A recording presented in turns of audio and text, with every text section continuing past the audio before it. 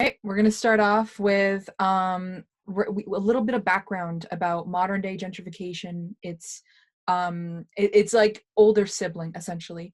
Art as a colonial weapon. Colonialism and gentrification are one and the same. Um, you can go to the next slide. If any folks here had like a United States history class, hopefully you're familiar with this term, manifest destiny.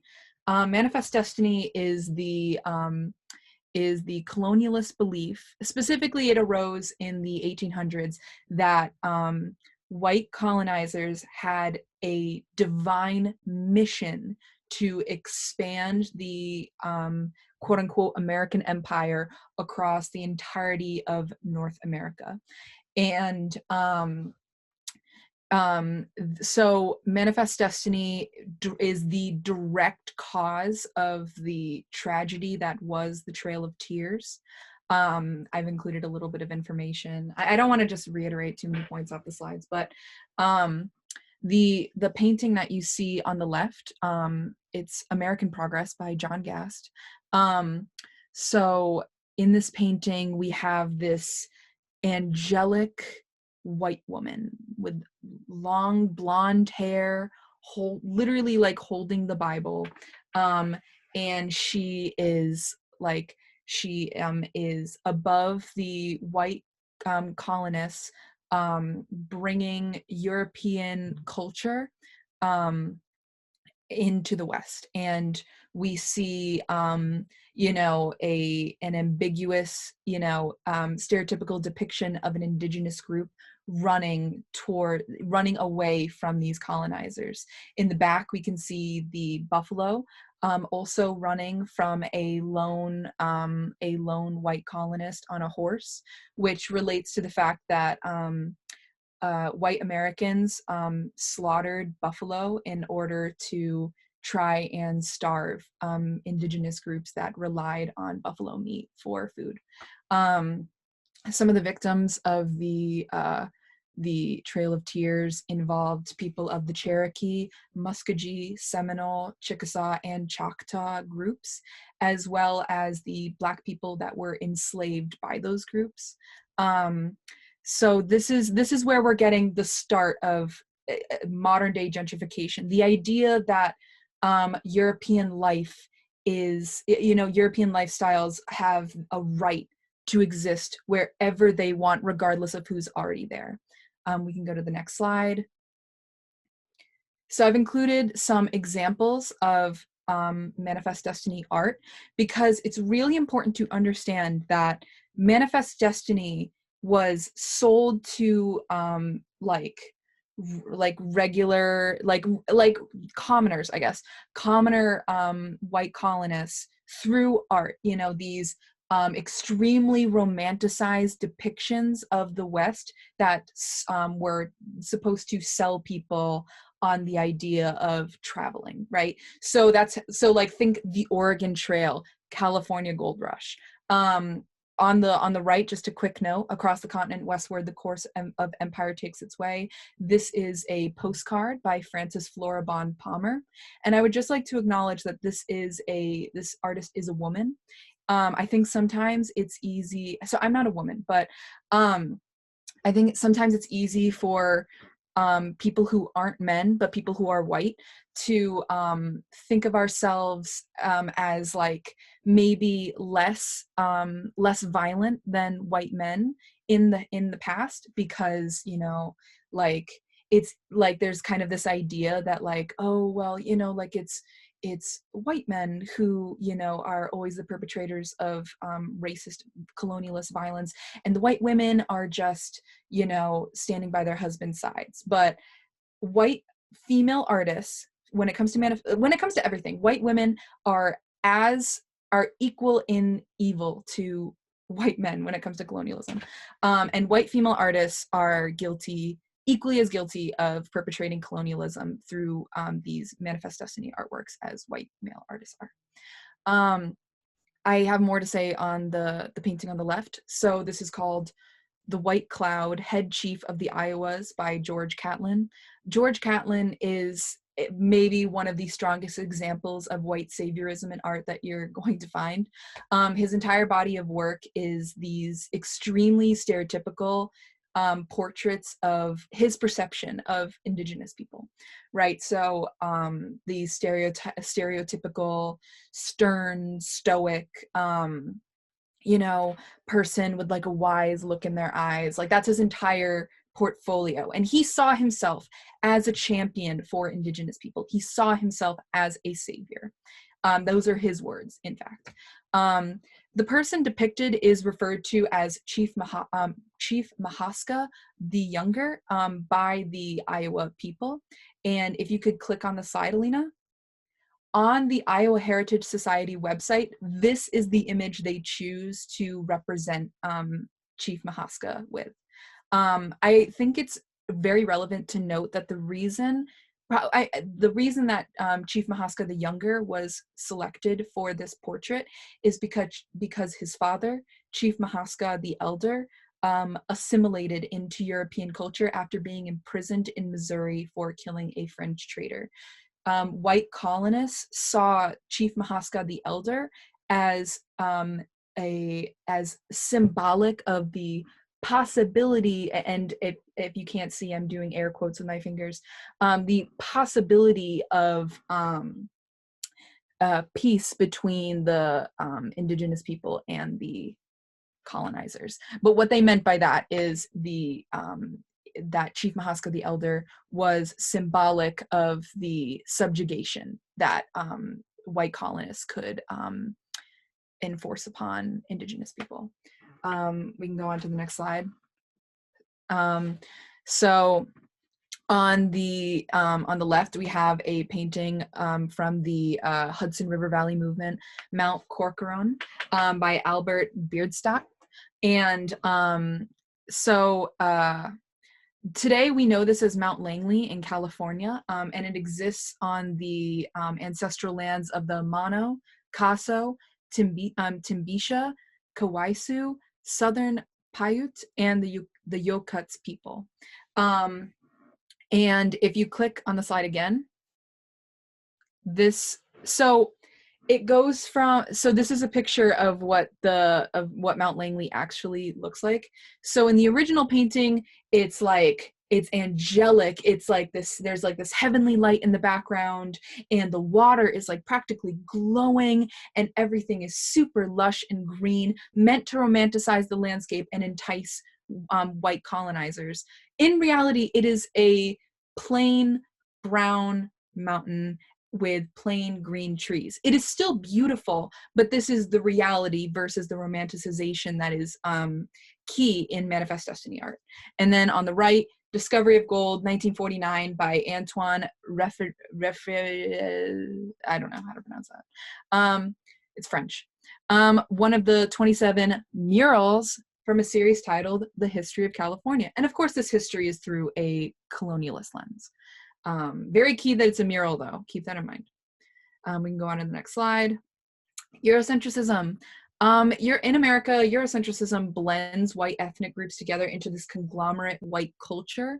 So obviously, Europe is made up of all these different countries with all these different cultures, but it is key in white supremacy that, whiteness is this like whole thing, this whole power structure of, the like basically cherry-picked victories and cherry-picked aesthetics from all these, from this vague European like national identity, right?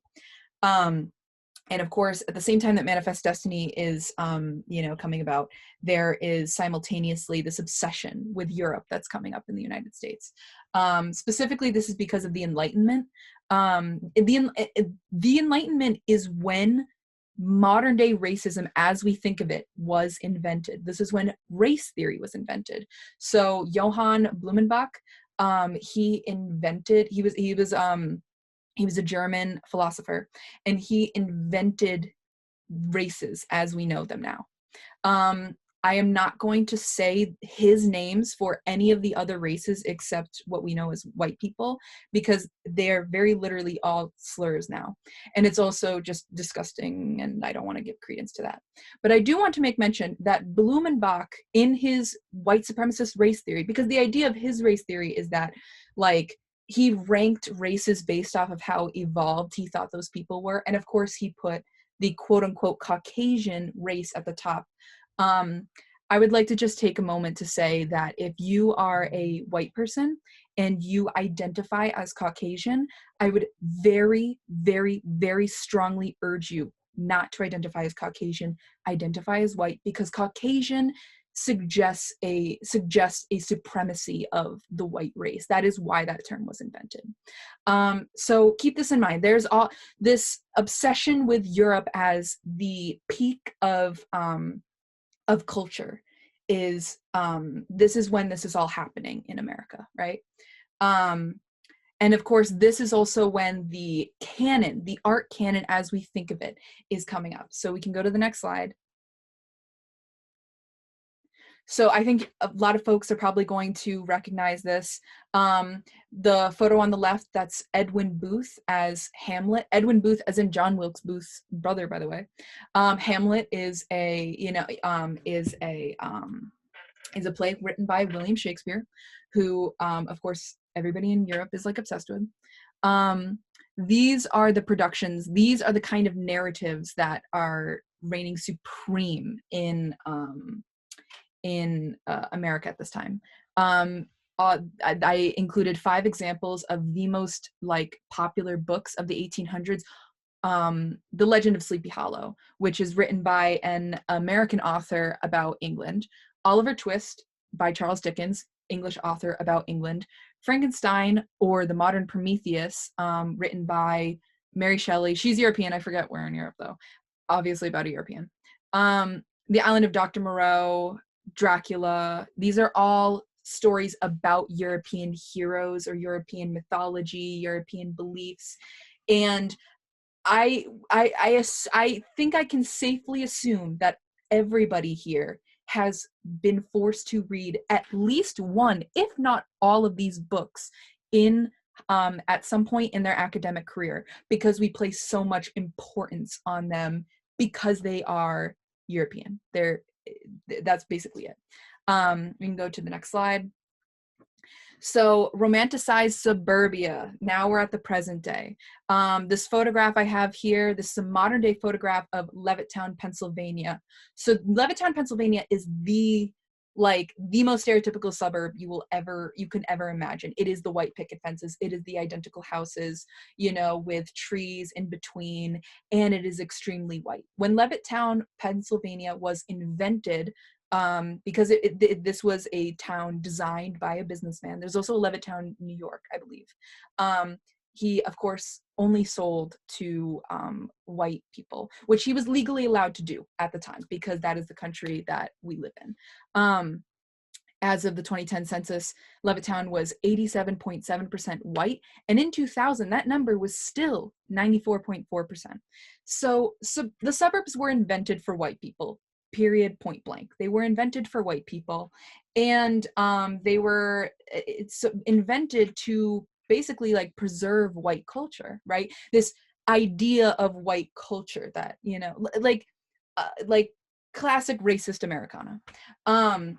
The reason this is so relevant, though, is because the commercial art world has a ton of gatekeeping strategies. A lot of us here are in art school. So many of you are probably aware that even though art jobs theoretically should really only be based off of talent, many artists are kept out of job opportunities and literally they can't apply to certain jobs if they don't have a college degree. Now, college degrees are extremely expensive, especially Leslie's like a private school, so that's a humongous expense. There is more money flowing through the suburbs, because again, the suburbs were invented for white people, and white people have most of the wealth in this country. So suburban artists are dominating the field right now. And because suburban artists are dominating the field, art and modern media is geared towards a suburban audience. So if we go to the next slide, there is this idea that there is inherent poetry in just being raised in the suburbs. I've included, so these 5 movies, 16 Candles, Lady Bird, Ferris Bueller's Day Off, The Perks of Being a Wallflower, Dazed and Confused. These are movies, the idea and what makes them so magical, what makes people fall in love with them, is because it is white kids living in white towns, in white suburbs. And it's just showcasing that experience, and it's given these humongous budgets, and it's given all this advertisement, and it's given all this importance because it's telling white narratives, which we, and specifically white suburban narratives.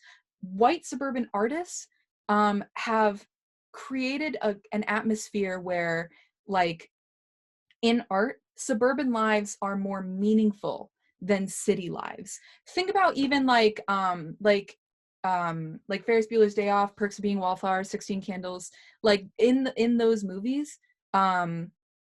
they're like, they'll have like their little moment in the city, but the city is always, the city isn't where people live, especially that's not where people come of age, you know, like that's where we go for our little afternoon adventure, and we run into some scoundrels, and we get in a little bit of trouble, and then we escape back to the safety, the comfort of the suburbs where children should be raised, you know. And that's a white supremacist idea, 100%.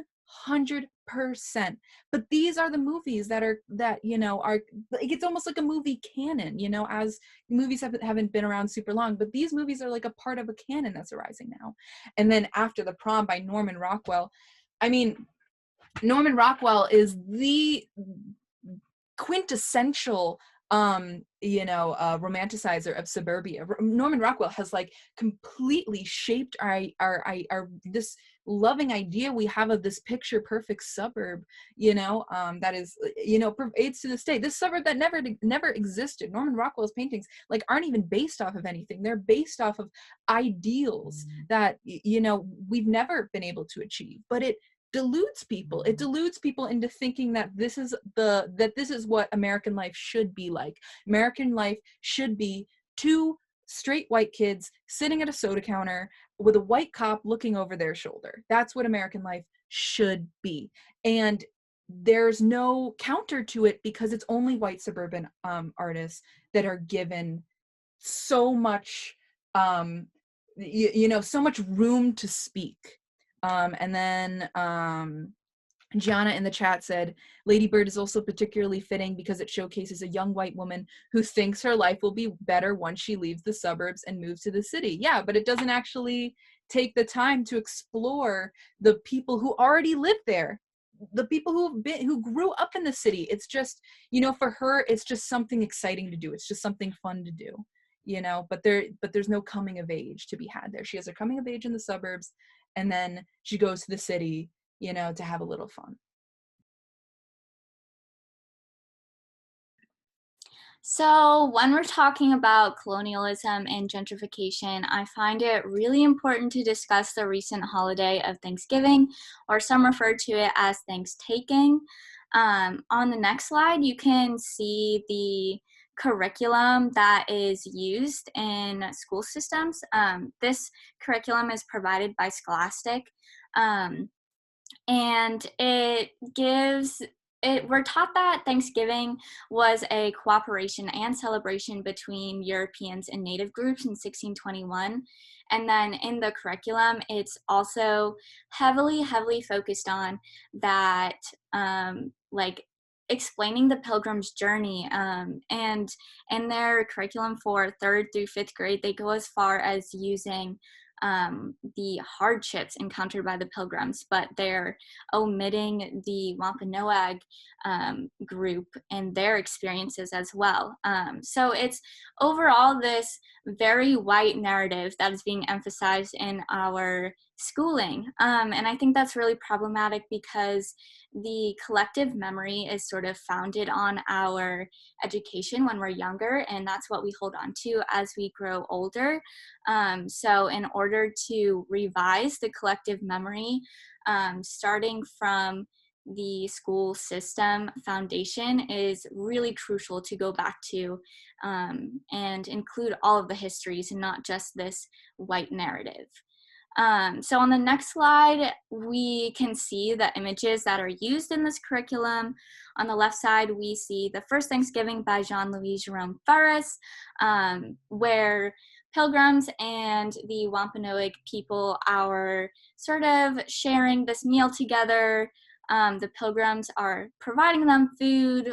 In the back, we see Indigenous people either like hugging or wrapping their arms around the pilgrims. So overall, this sort of collective joyous visual. And then on the right side, we have Freedom from Want by, again, Norman Rockwell. And this painting was used as a form of propaganda to promote patriotism in the time of war, sort of meant to symbolize the four freedoms of America, which were speech, worship, want, and fear. So in other words, it's suggesting that in America, you do not have to worry about where your next meal comes from, how you're going to be clothed, or find shelter. And while this may be very true for the white upper class Americans, it is not at all for Native groups. And it's omitting so many histories of these people, some being that the Europeans began invading the land as early as 1524. So we have this idea that it started in 1620, but it began much earlier. A pandemic spread through the Wampanoag territory in 1616. Group members were sold into enslavement or murdered. Their land was fined and food sources were removed.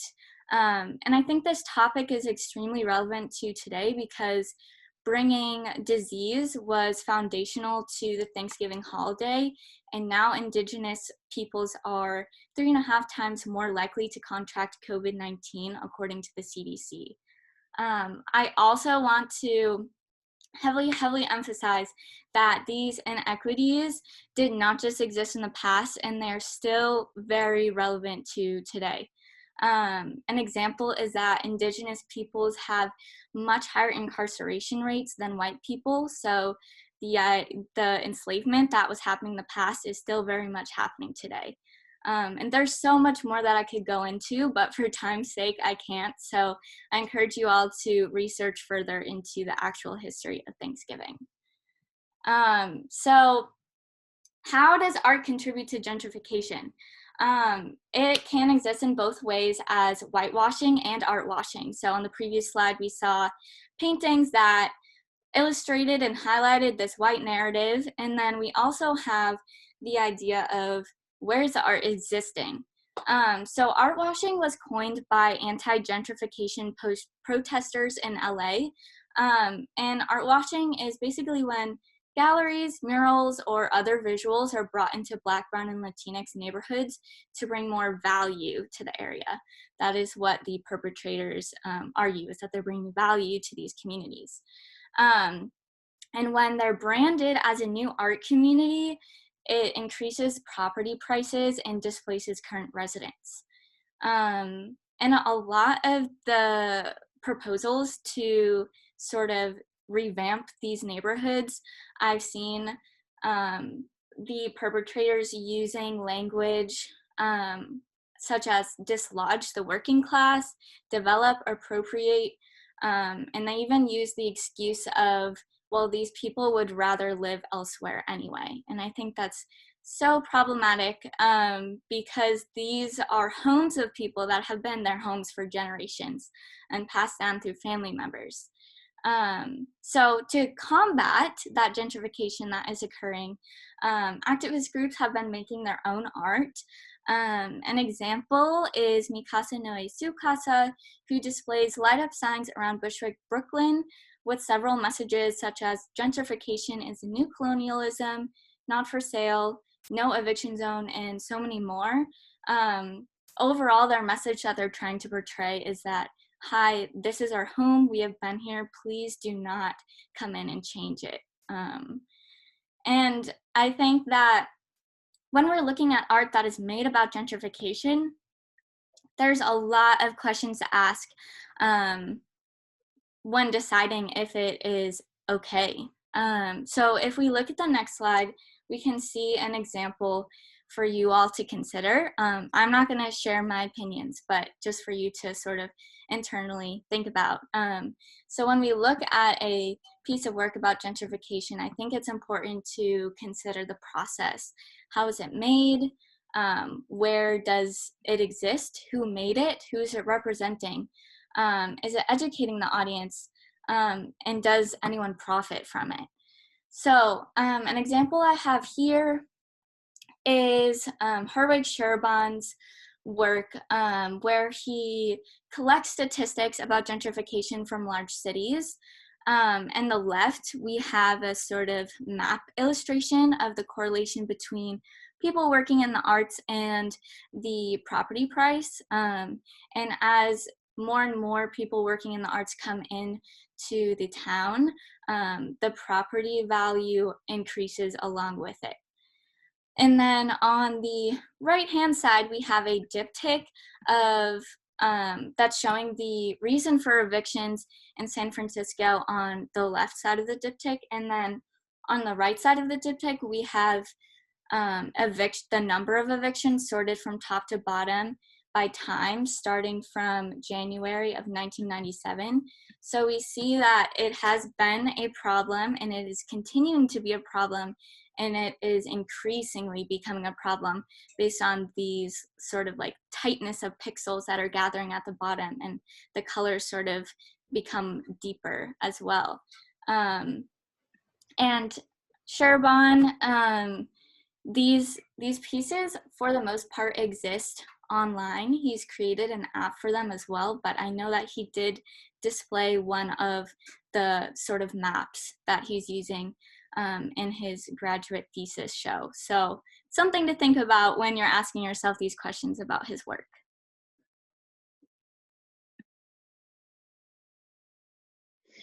All right, so now we're going to get into locations of gentrification and some examples of how it's affected some areas.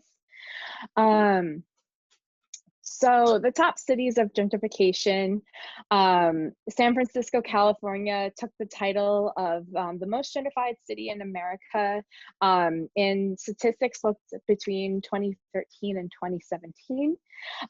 Following that is Denver, Boston, Miami, and New Orleans. And majority of 954 neighborhoods that are experiencing gentrification come from mostly these 20 cities I have listed on the left. It's just a chart of some of the top cities and gentrification.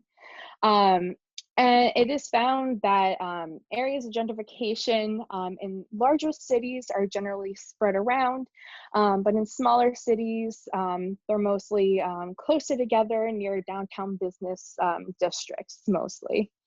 And these are all facts and statistics from the NCRC. So if we move on to the next slide, we'll look at some more examples in specific locations. For example, the Lincoln Temple United Church of Christ in Washington, D.C. This is a historic African-American church.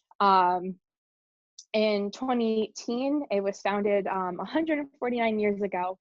And unfortunately, due to gentrification in this area, this church lost a lot of its families that would go to these services. And unfortunately, the last service was on September 30th, 2018. And what ended up happening is that condos and apartments in the area were being built more. And unfortunately, as more people move in, there has to be space, and people unfortunately had to move out. This was a more prominently Black community. And unfortunately, when more white rich people came in to move into this area, they weren't coming to the church services. And the church did a lot to try to attract the new neighbors it had. Some examples being that it made sure to announce that it was open up to the LGBTQ plus community. It even grew a garden and was trying to hold a farmer's market. And it also, because a lot of the new neighbors that came in had animals, and a dog park was opened near the area. They also tried holding blessing for the animals in their gardens, but unfortunately many people were not attending. If you go to the next slide, another example is in Fishtown, Philadelphia, PA. So there in this area, 100K houses were built. And on the left side, this is one of the examples of one of the places that were built. And this was built to be able to, in 1,000 square feet space, to be able to have these 100K homes. And they were trying to build affordable new developments into the area. But unfortunately, because of these developments, they attracted what is considered like hipster interest. And this brought more people into the area, and they took these homes and didn't allow the people who have been living here for many years before to be able to take these spaces. And as well, along with these being built, the prices in the area also went up, which is causing issue for the people who have been living here for so many years. If we move on to my last example, many of you might actually be very familiar with this, the High Line in New York City. It first opened up in 2009 with an estimate of 8 million visitors a year. And unfortunately, this was built, the architects and designers who built this at first did not believe that the High Line was going to be as popular as it was. To give just like a little information, the High Line originally was a railroad track that was going through New York City, and it was no longer being used for a while, and it was decided that it would be created into a walkway for the visitors of New York and the New York area. Excuse me. And because of this, and unintentionally to the developers, they didn't realize how popular this was going to become. And because of this, all the prices in the area went up, and many people who have been living in this area for several years had to leave because it became unaffordable. The few people that are still in this area as well, sometimes will even cross the border to New Jersey, in the Chelsea area, because going grocery shopping is so expensive in the area. Yeah, so we want to move on. I think we have a break. Yes, thank you, Jesse. There was a video that's dropped into the link that kind of goes into more of a description of the architects who helped build the High Line and their thoughts and how they wish they could have done things a little differently as well. So we're just going to take a 2-minute break. I'm going to stop sharing my screen. Feel free to get some water, use the bathroom. We're just going to start in around 2 minutes.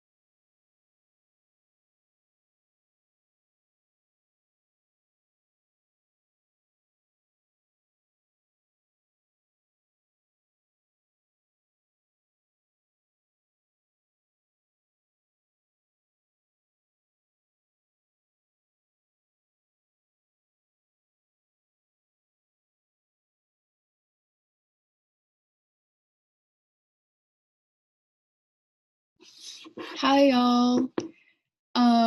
So I'm gonna start sharing my screen again. I hope y'all enjoyed your little water break.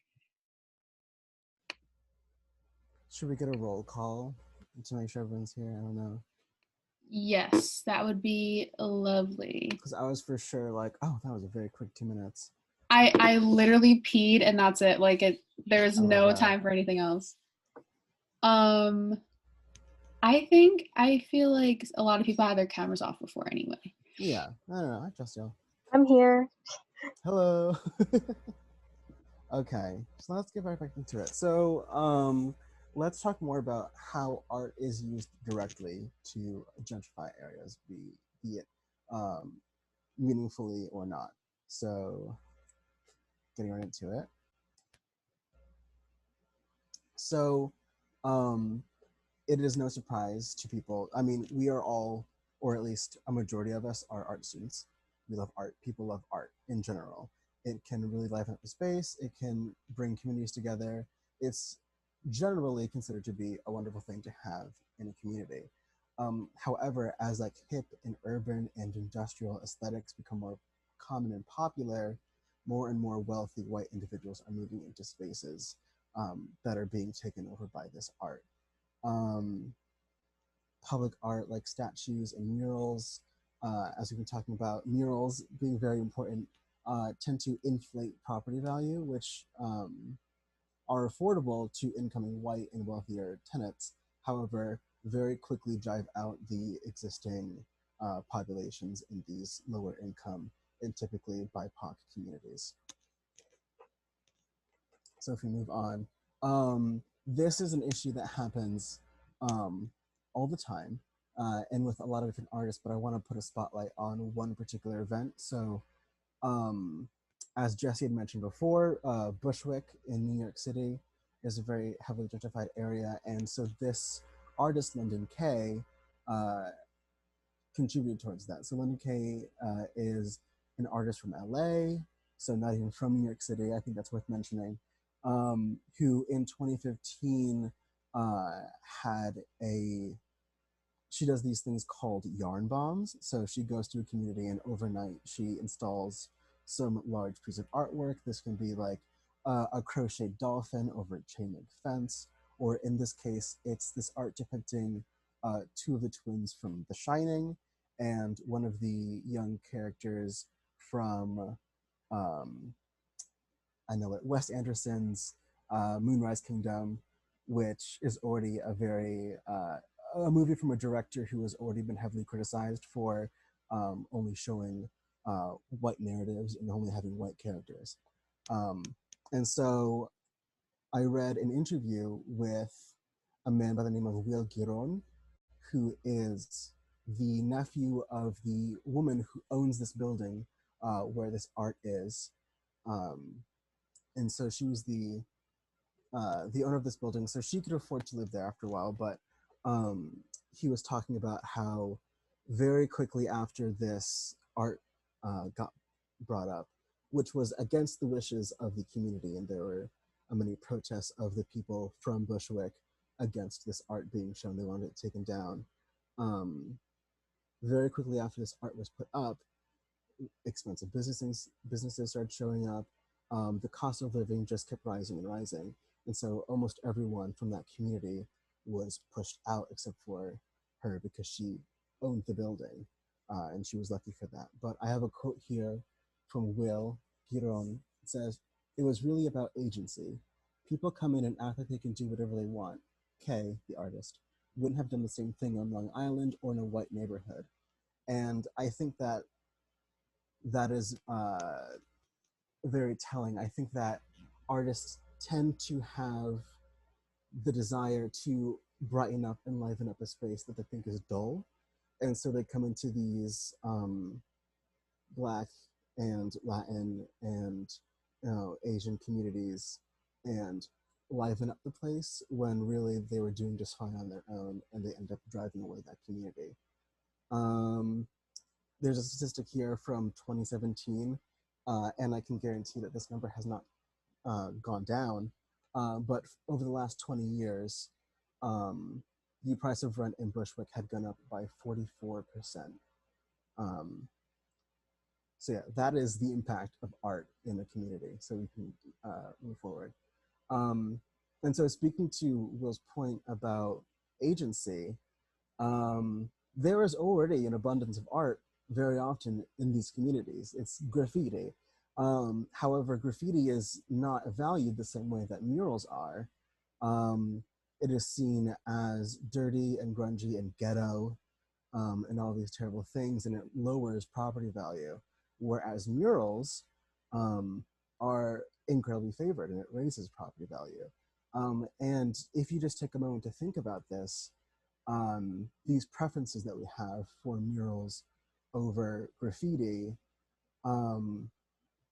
knowing that this is an issue of class and the intersectionality between class and race, it is both a classist and a racist issue, preferring murals over graffiti. And this sort of speaks to the, I'm gonna get the name wrong, the broken windows theory, I believe it's called. The broken windows something, I'm so sorry, I don't have the exact name. But it's this thought that areas that look more rugged and grungy and broken, with broken windows and graffiti and the like, things that are, you know, classically urban, which is a term that also has racist connotations, that these things make an area more likely to have crime.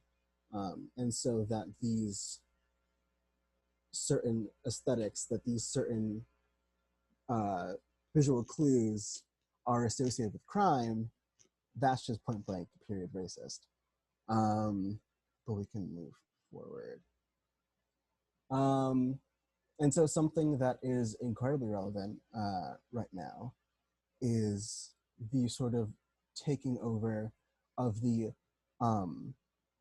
in making social justice into an aesthetic that can be harnessed for social capital. So I say over the summer, there was the Black Lives Matter movement. I say that, but the Black Lives Matter, the Black Lives Matter movement is still going. It is not being talked about, and it is not being, it's not being talked about because people thought it was a phase or a fad, and it's been milked of all that it could be.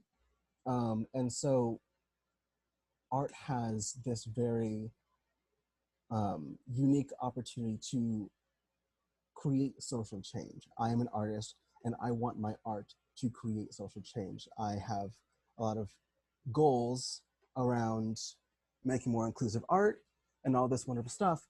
However, art has been taken and sort of commodified to make people look good. A conversation we were having before everyone got here was about how Gen Z is a very performative generation, and we don't have to get into like the whole like, because I think that our generation is doing a lot of very good things. However, it is undeniable that a lot of the activism coming from our generation is very performative, and this is like quintessentially that. These Instagram posts of Black Lives Matter images, and like the fact that on this t-shirt in the image that I have here, it just says Black Lives Matter and it's like an Instagram page, is quite telling, I think. And it's being sold as masks. You can, you know, show your support for saving Black lives by buying a $20 face mask off of Etsy. And so the fact that this this movement, which is outcrying and asking for the support and for the rallying support for the lives of people who are being lost across this country, is being turned into, you know, marketable goods, is quite disturbing. Yeah, that's all I have to say on that. I just want to make a disclaimer before we continue. We might go over time, just a few minutes over 6:30. I hope everyone is able to stay, of course, but we understand that if you can't stay for those extra few minutes, please take the time you need.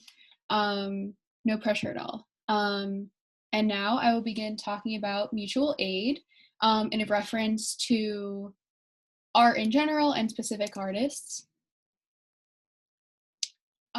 So we're going to start off with the housing gallery, which I believe was mentioned before. And just starting off, time and time again, especially in the age of COVID, art museums continuously show that they only want to cater to wealthy and white cisgender employees that is running the art gallery rather than really provide resources and exposure and support for Black and Indigenous people of color artists. So specifically, there are a lot of smaller galleries, not necessarily large museums, that focus on specific communities such as maybe the queer community or the Black community.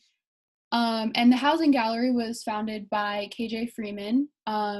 And this is a quote by them here. "I want Black and brown artists to feel loved. I want them to know that there are people who are fighting for them in an authentic and genuine way that's not tied to how much money they can make off of them."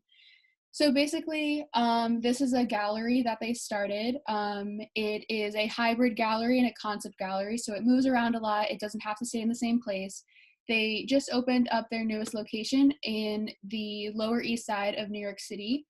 And they are fighting against gentrification through being, moving around a lot and just trying to focus on different aspects of different communities.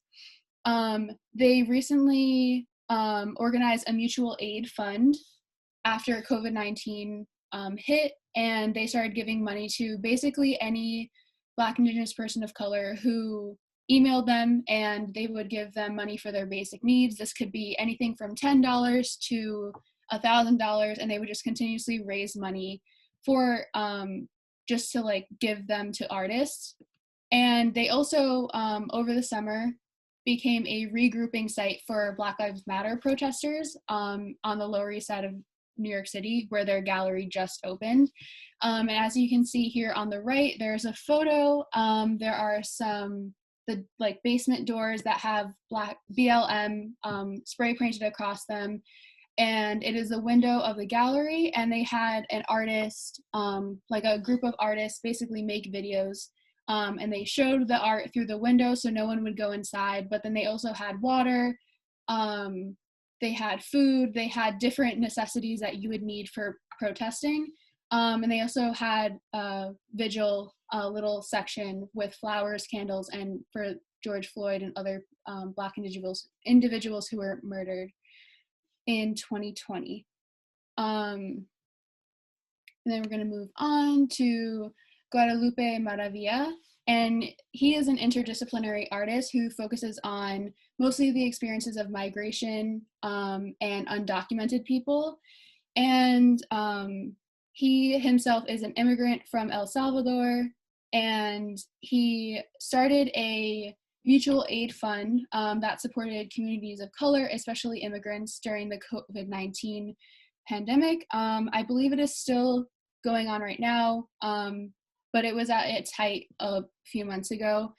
And his art, which is shown on the left, commonly he wears these indigenous large performance pieces, and then he would do performance art himself.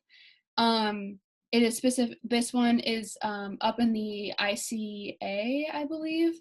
And that particular gallery space with his art was turned into a space for mourning and healing for undocumented people who aren't able to be with their families, so on and so forth.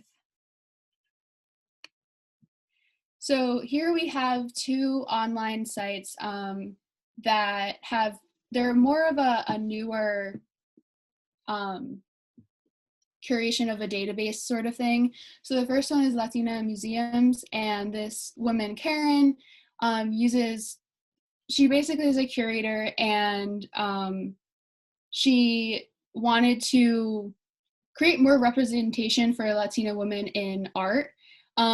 She didn't see a lot in the museums that she would curate with, and she really hated that. So she started this Instagram project called Latinx Curated. If y'all want to follow that, she has more stuff on there. And then in 2021, I believe in January, she has an artist database where any artist who identifies Latinx can go and put their information and their art, and then she'll show it on her website. She also has a blog, and she aims to uplift underrepresented, marginalized voices in the museum field. Then hireartist.com.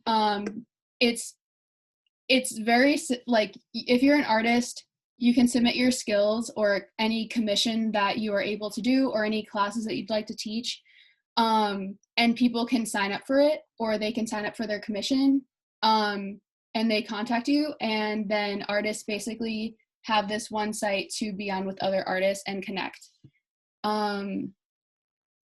This can be anywhere from crossword puzzles, maps. It doesn't have to necessarily be like photography or painting or graphic design. It can be literally anything that an artist can do. So we're going to get into the discussion, and we're going to stop the recording. This is confidential, but again, feel free to message any of us. I know I can speak for myself that I would love to talk about this more.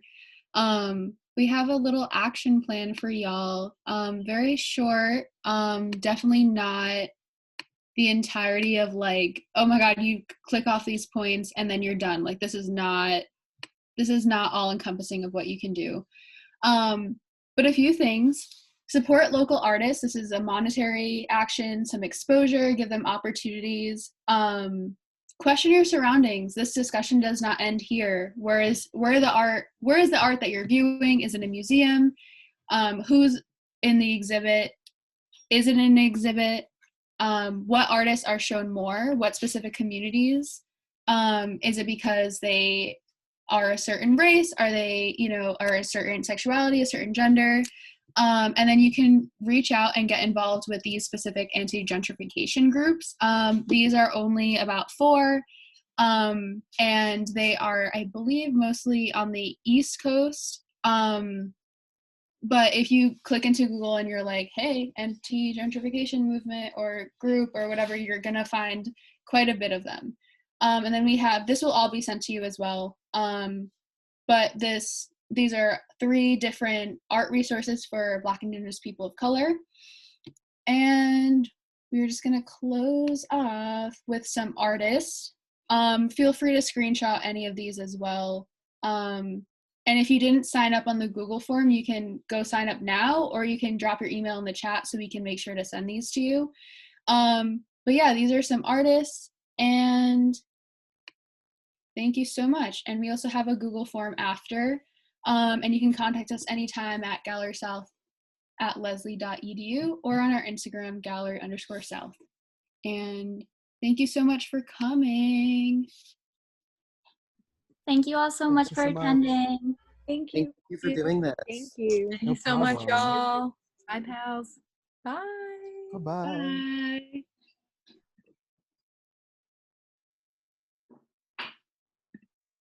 Sadie? Bye.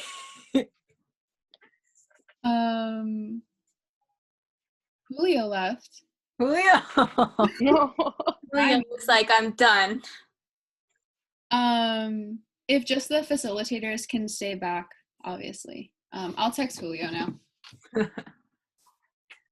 That legend. Bye, Maddie. Emma, are you there? Emma might have stepped out. I can, Kick I them. feel bad like ejecting someone. Do you want to just remove? Yeah.